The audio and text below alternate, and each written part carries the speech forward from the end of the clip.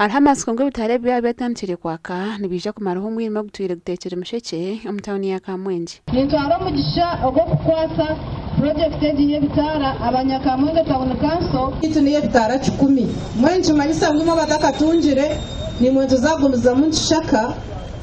ejenyanyo yibatwire nibagamba kera gume yaragaze bitara streets zona zitekwa gukora ki kushikaho ate security iri yino ari kora mu kuri byo yateganisa babinemo business shumirirwe munonga abwo bitara bimeya batanise na town kiraka na town council twari hamwe wakati n'abasukuruzi twafuna rights z'abarisa kweza tena kamugezo tuzakuba zitini kukweshereka kandi kuteganisa abantu bitu ebitare bitirwa ha street 3 eziri mu Kabuga Road Park no mu station habera harumu emyanya sports eziraita sports zibere zirindi zo kusanga nibafata abantu babibahe byabo baba hamba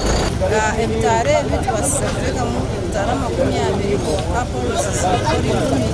kandi target yitu kagamonga tabanso ebitara 10 nabwo cyeji ya bitanu kwa 20 Gasha kwa Anthony Twin.